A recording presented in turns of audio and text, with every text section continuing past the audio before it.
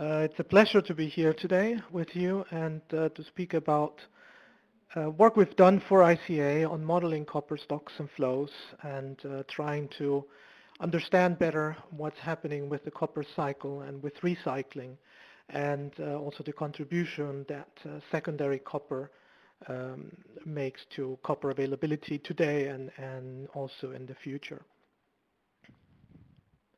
So just a few words about my home organization, so you know who's on this side of the line. I work for Fraunhofer Gesellschaft in Germany for the Institute of System and Innovations Research. Fraunhofer is a fairly large organization. We're all over Germany. I myself am based in Karlsruhe in the southwest of Germany. And my business unit is called Systemic Risks.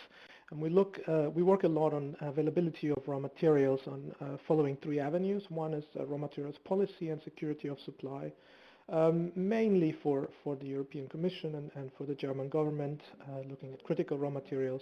We do a lot of work on dynamic material flow modeling. This is what I'm going to be speaking about today. Most of this work has been on copper. A lot of it for ICA, but also for other clients. And we also look at the influence of technological change on the demand of raw materials. This is more forward-looking. What we are going to speak about today is a very simple concept, actually, and very complex to look at in detail once you get into the individual applications over a number of years. And this picture here, it shows in a very simplified way what it comes down to. The curve in the middle, this represents the demand for a metal. In this case, we're talking about copper. And every year, for most things, society is needing more and more metals to supply its needs. And these needs can be supplied from either primary or secondary resources. Now, it doesn't have to be all primary because recycling can provide, as in the case of copper and other metals, a significant contribution to availability. But it cannot be all secondary either, because if we are using more and more every year and we can only recycle what we've used in the past, there is always going to be a gap to be filled by primary sources. So this concept is or let's say this relationship holds for all metals, but of course the scale is going to be different. And today we're talking about copper, and we're going to be speaking about that lower part of the graph when we're thinking about the recycling potential and how much of that potential is being used today, how much could it be increased in the future to continue to provide secondary copper to society. And if we move away from that picture and just look at a very, very simplified cycle, metal comes out of the earth through mining, it mixes with recycled metal, gets transformed into useful products, and it goes into use. After its use phase, it can be collected and then recycled. Now, you would think there is a lot of very good quality information about metal cycles. But there isn't as much. This information is not as plentiful as you might expect. And so we've spent quite a bit of time trying to enrich the picture for copper and to improve what we know about the cycle of copper. Now, the quality of the information decreases the further away you get from this side of the picture. So at the point where this virgin metal and recycled metal, this information is reported by mining companies or by refiners, and it tends to be of good quality. When you move away from that, you start going into transforming metals into useful products, there is the generation of new scrap. Now this is not reported. If you go away from that, after use, you start having the end-of-life products that come out of the use phase. This is the potential for secondary copper, for old scrap. This is not reported either. So you have a decay in the quality of the information as you go along this copper cycle. And the result of that is that the recycling indicators and the information available about the copper cycle tends to also degrade the farther away you get from the mining and the metal production. So things like the recycling input rate tend to be of very good quality. Data there comes from the metal production, primary and secondary, as reported by miners and smelters and refiners. If you go to things like the old scrap ratio, it's still fairly good because you can make direct estimates of new scrap, and refiners will report how much old scrap they are refining again. So that's a fair quality. Once you go to things like the end-of-life recycling rate or the end-of-life collection rate, which really tell us a lot more about our efforts as a society to recycle metals and to conserve resources, the information basis gets to be very poor very quickly. And material flow analysis is a way to address this lack of information. And there are basically two ways of doing this. One is static and one is dynamic. In the static case, here on the left, a picture from Eurometal, you try to put together all the information that's available for one base year. And then you fill in the gaps the best you can. Now, in the dynamic way, you developed a working model with cause and effect. It goes from one box into the next for a number of years. The advantage of the dynamic model is you can test the plausibility of the model. You can ensure the buildup of stocks. You can refer back in time to look at what was used a number of years ago to see how much is in stock now and how much is coming out. The disadvantage is that the dynamic case, it just requires a lot more work and a lot more data. And if you look at the bottom left, that is a table from a review paper from 2.5 years ago. You will notice that the dynamic case is a lot less popular because it is a lot more work to do. Nevertheless, together with ICA, we've been working on a dynamic flow model for copper. And this is what I'm going to speak about today. And the way we built this model was in several stages. We began with desk research. So we screened and cataloged literature. We looked at published statistical data. We looked also at proprietary data that was provided to us by ICA and its members. We designed a model. We implemented this model, and we had a draft set of results, which we then cross-checked in a global survey of copper producers and users. And with that cross-check, we then had a functioning global copper flow model. This flow model was published just about 1.5 years ago in a peer-reviewed journal, and results from this model have been now published in the World Copper Factbook for 2 years now. And whenever you want to know more about what I'm going to speak about today, you can always refer to this paper. I think Hans already put up the link in the Copper Academy. The paper is open access, so you can download it directly. So a lot of the data is there. A lot more detail about the methods is also there, especially detail that I'm not going to go into today for the sake of speed and also for making the principle more than the detail understood.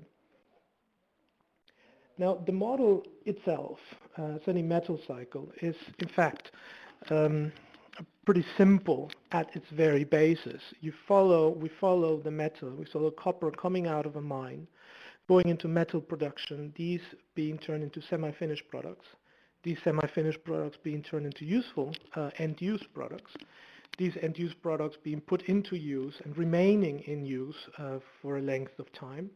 Then they come out of use and they are collected. Part of it ends up in the landfill.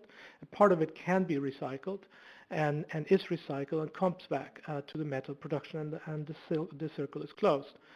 Of course, once you start looking into more detail, the picture becomes more complex, but at its basis, it is exactly the same. So if you look at this picture, you will find that the elements are there. Here's primary production. Here are the semi-finished products. Here's manufacturing of end-use products. Here is the use phase. And then on the left, you have scrap, waste management, smelting, refining, and then back to metal, where the two things meet again. And what I'm going to do now is I'm going to slowly walk you through, just zoom in parts of this cycle and walk you through it. The model needs input data, of course, before it can produce any output. And what the model believes is a lot of data from ICSG and similar sources, also some data from ICA regarding total annual semis production. The model requires also data about refined copper production, about copper use, about mining production, also the end uses. We collected and made estimates about the lifetimes of end-use products. We also needed estimates about fabrication efficiencies. This is directly relevant for new scrap generation, stampings, turnings, and things like that. We also collected information on the sorting, disassembling, smelting, and refining efficiencies, and also on just experience from different people on how well things are collected. What the collection rates are for cars compared to, say, municipal solid waste, say, to WEEE. With that information all put into the model, into the picture I showed before, the model can then produce good estimates of the stocks in use, of annual waste flows. We can also look at stocks in landfills. We can look at the amounts of scrap by market, by type of scrap. We can look, of course, at the recycling input rate, but also, more importantly, other collection rates that depend on the scrap types and depend on the generation of old scrap that cannot be looked at based on mining and metal production statistics. And of course, the flows of secondary copper are also estimated from the model. So once the primary and the secondary copper are turned into semi-finished products, we implemented in this model ICA's end-use data set. And this includes 18 types of semi-fabricated goods and 17 types of end-use products. And very early in the process, we made the decision this data is on an annual basis, as is the data from all other sources, really, of this type. So the decision was made that the total annual semis production goes into fabrication the same year. So we have in the model everything that's 1 year used in semi-finished goods goes in that same year into manufacturing, and in that same year the manufactured goods also go into use. Once these end-use products have been manufactured, they go into the use phase, and this is where the modeling begins. This is where the data stops and the modeling begins. We use this system dynamics methodology. If you have a background in engineering, this is elementary process modeling and control. What you do is really you have the box here in the middle. That is the metal stock. For each application, there is a separate box, and this box is fed by the production figures, by the copper embedded in products that is coming into use in any given year. And there is a drain from that box, which is the scrap generation, the discards for that application, for that end-use sector on that year. And there is, of course, a time delay between production and scrap generation, because we buy things to use them for a period of time. So if this is essentially what the equations here on the left say. The stock at any given time is just this difference plus whatever was there to begin with. And there are basically two different ways of looking at this time delay. One is a fixed average lifetime, and one is using lifetime distributions. The lifetime distributions can be of different shapes. We use Gaussian lifetime distributions as they are used on the bottom right. Now, having this information of how much is coming into the box, we need to estimate how much is going out of the box. And we do that by using this lifetime distributions. And essentially what we have is, again in this picture, we have copper semis going into manufacturing. Because of this manufacturing, because manufacturing is not 100% efficient, there is always going to be some copper new scrap being generated during manufacturing, but most copper really is embedded into the products and go into the market and remain in use for a number of years. And here, just schematically, I'm showing this lifetime of copper without any scale to it. And this use phase can vary from some few years, as in the case of electronics, to several decades, as in the case of architecture and power cables. Now, the copper embedded in these products from, say, 20 years ago doesn't come out all exactly 20 years from now, even if its average lifetime is 20 years. So you have a distribution here on the right of the copper old scrap generation that sort of spreads out the copper coming in from one year to the next. Now, there's a peculiarity about this. The first thing is, if we are at year T today, the copper that is being generated now as old scrap is directly dependent on how much copper went into use years to decades ago. On the other hand, if we are now sitting at year 0 on the left of that picture, we can generate actually estimates of how much copper is going to be available a number of years from now just from secondary raw materials, because the lifetimes, the average lifetimes are roughly known. So the, say, 20 million tons of copper that went into use in 2010 will become available again some years to some decades from now for recycling. What we can do also with the flow model is we have inputs and outputs into the stock. So with time, in the model, the copper in use, the stock of copper being used by society builds up. And this is just the difference from one year to the next. It's just the difference of the inflow, which is copper in new products, and the outflow, which is copper in the discarded products. And this buildup of the stocks and flow of the stock in use, it requires a long time. So the model starts in the year 1910. We usually don't show any results earlier than 1960 because it takes a while for the model to stabilize, and really the better results are for the years 2000 and later. Now, the outflow from the use is the basis for a lot of the recycling indicators. And what happens to this outflow is it gets collected and it gets recycled. And the recycling depends, let's say the efficiency, how well it gets recycled, how much of it gets recycled, depends on what type of scrap it is. So it is a different proposition to recycle a large piece of copper, solid, from a building than it is to recycle copper from a printed circuit board, just because the complexity is a different one. In the model, we accept that there are these differences, and we follow 7 types of waste, and we differentiate between 3 quality grades of scrap. So we look at copper that can be directly melted, copper that can be directly refined, and copper that needs to be smelted before being refined to enter the cycle again. Using this model, we can also, of course, track how much ends up in landfill, depending on what type of scrap it is, and there is some accounting for abandoned in place.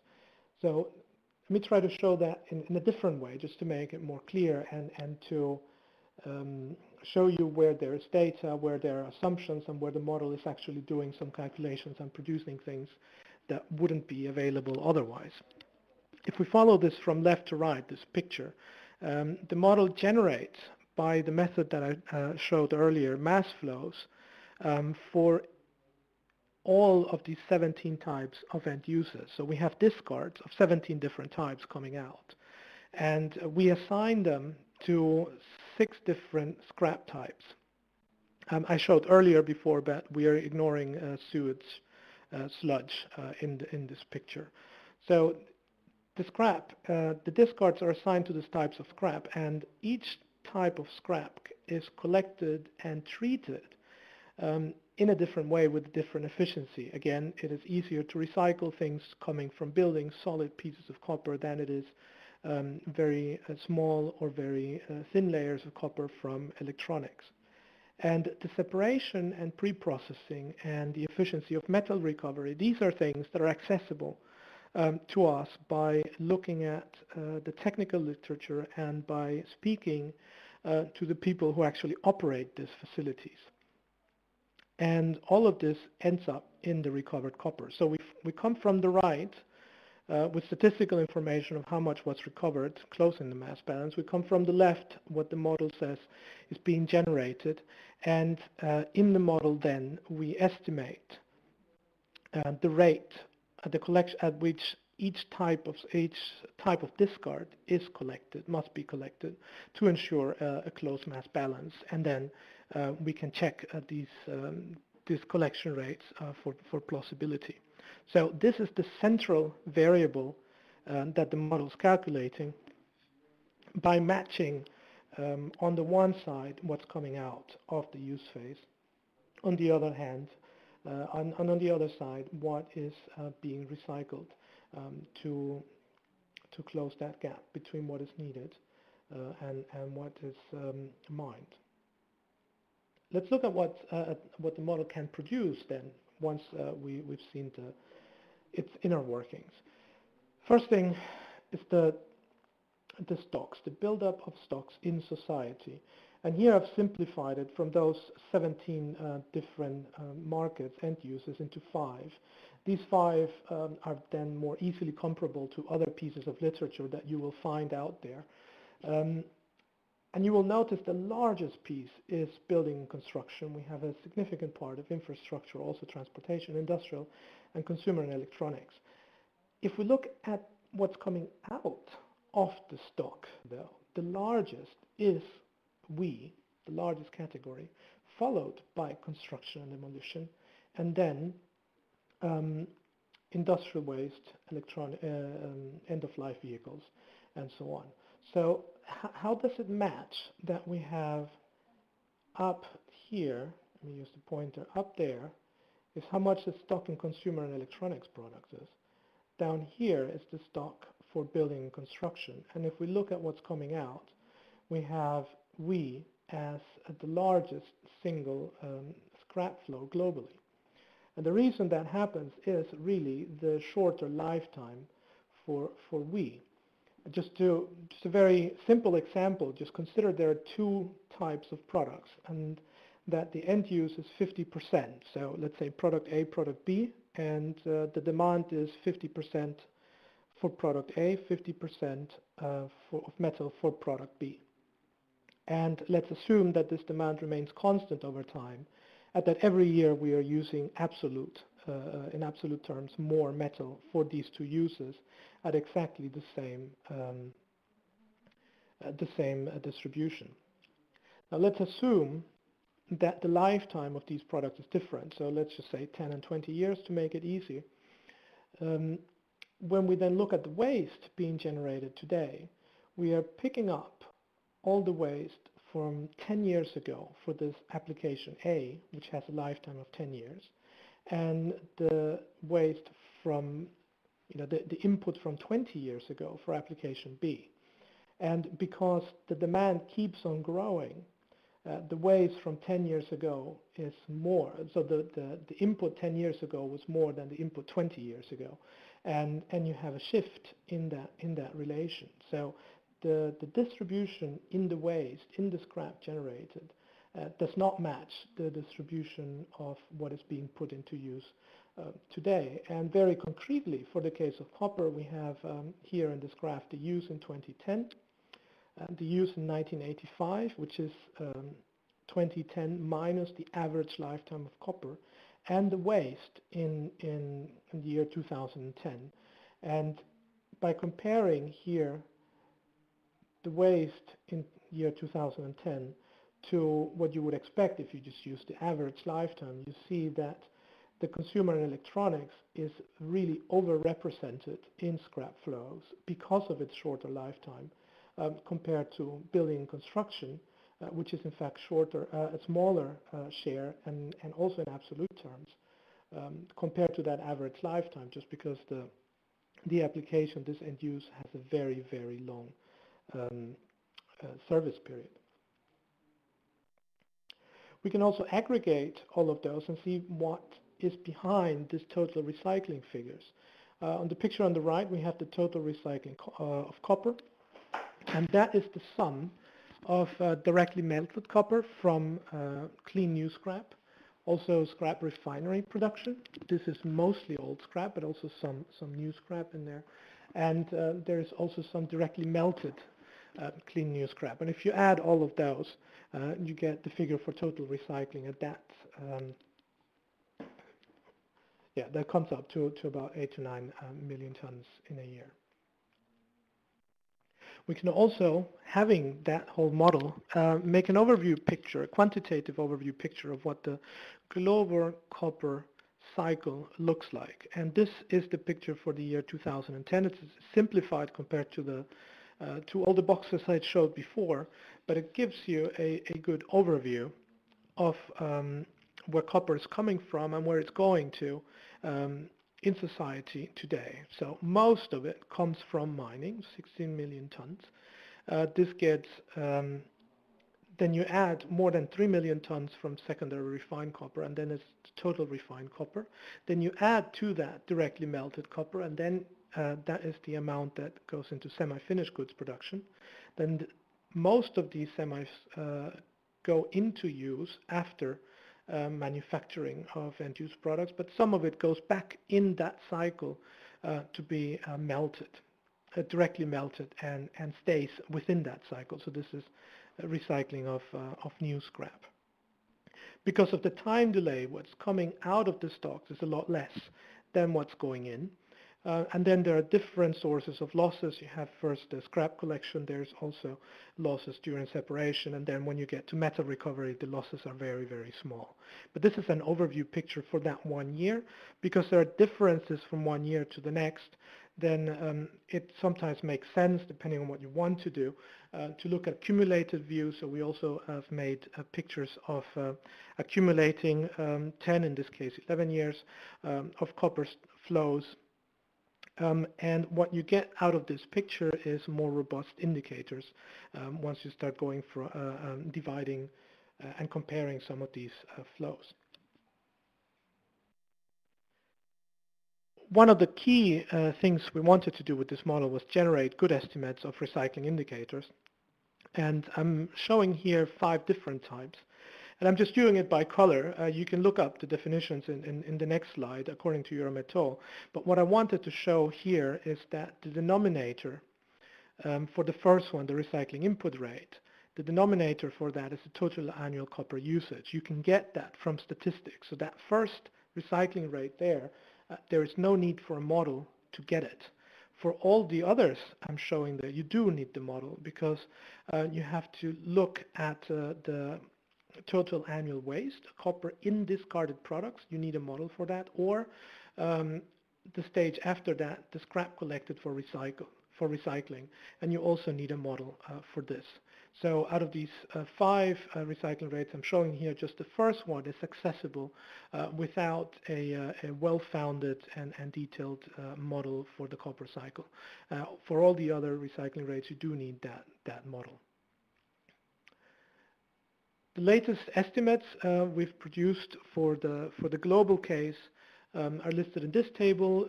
You can also find this table at the latest World Copper Factbook. These are 10 years average values. Again, there can be significant changes from 1 year to the next, especially if you think of the financial crisis years. But if you look at time spaces of 10 years, 5 or 10 years, then the numbers become a lot more robust. And this is what we get. So the recycling input rate is around 35% for copper. So over 1/3 of the copper we use as a society today is coming from recycling, either from new scrap or of old scrap. And if you look then at the recycling numbers, how much of it is old and how much of it is new, then again with variations from one year to the next, but on average it's around 50-50. So half is around half is old scrap, old products, and the other half is a new scrap. Now, in the last 5 minutes, let me have a quick look at uncertainties. Of course, we can come up with a model. We can build this model up and say it works more or less this way, but then the model believes data. And this data is not always right. It's just the best we have. So we looked at different ways that the data may be wrong, or that the assumptions we are using may be wrong. And one of the key things is this average lifetime. And we looked at the lifetime distribution, how changing the lifetime distribution may change the results. And the short version of that is that it doesn't matter much what shape of distribution we pick and how wide the distribution is, as long as we have a decent estimate of what the average lifetime is. This is what makes it the most different to the recycling indicators. Also, the model is a deterministic model. If you feed it a set of numbers, it will always give you the same answer. But we wanted to explore how the answers change when we feed it different combinations of numbers. So we did a stochastic Monte Carlo approach, changing the input values both of fabrication efficiencies. This influences directly how much new scrap is available, and also the lifetime distributions, which again directly influences how much old scrap is available at any given year. And then we follow that with time, and what happens is we get a distribution of results for every year, and because of year-to-year variation, you can also have a distribution of results just looking over time. And if we agglomerate, if we aggregate all that, we can arrive at a very robust view of what these indicators are like. And this is what's shown in this picture, all 8 indicators that we are calculating in their distributions, including both the time variation, which is real, and the uncertainty in the data that we are feeding the model. So not only can we generate one estimate of this recycling rate or of these flows, but we can also get a good idea of how far off this value may be from the actual value happening out there in the real world. Now, it's not only the estimators, the indicators that we have. The indicators are based on the flows and on the stocks. We can also look at these and generate, say, error bars for them. So if we follow if you follow cumulatively how much copper has been produced over time, it's around 550 million tons in this space from 1910 to 2010. We can also put that against what's being used, the stock that has been accumulated over that time period, which is around 350 million tons. And then we can start comparing this to different numbers. One of them is, say, population. So roughly, if we assume 7 billion people, it's about 50 kilograms of copper that each one of us has, on average worldwide, for our cars, for our electricity distribution, for our heating, for our housing, for our telephones, and so on. Compared to that, it's around less than 150 million tons that have been put into landfill because of non-recycling. Now, at the bottom of that picture on the right, we also can look at the annual generated end-of-life flows, and this is over 10 million tons a year. So every year we have over 10 million tons of copper from end-of-life products that could theoretically be recycled. This is far from the over 20 million tons that society requires every year now. But it is a significant number, and a significant portion of it is being recycled, such that, again, the split between, say, virgin copper and recycled copper is around 2 to 1 today. So let me summarize what I've tried to show you today. I've walked you through a dynamic stock and flow model for a global copper flow. This model provides a quantitative overview of the copper cycle over time. It's a flexible model, it's dynamic, it includes all relevant copper flows at a global level, at least relevant for the questions that we've been asking of this model. And as far as we know, this is based on the available data sets, either public or including also data from the industry. And the model has been cross-checked by people working in the copper industry around the globe. So we have, we are fairly certain, we're pretty certain that the numbers that are here and that are being produced by this model actually make sense. Now, using the model, we have access to all of the flows, all of those boxes that I showed at the beginning. We can look into them. If it's a flow, we can have the flows over time. If it's a stock, we can look at the stock also over time as they accumulate or deplete. Using these flows, we can calculate key recycling indicators, also at the level of scrap type. And because the model reflects the way the copper cycle works, we have been feeding it historical data, but the model also can be used to look into the future, which is something we haven't done yet, but the mechanics are the same. So with that, I would like to end today's presentation and invite questions you might have. Thank you very much for your time.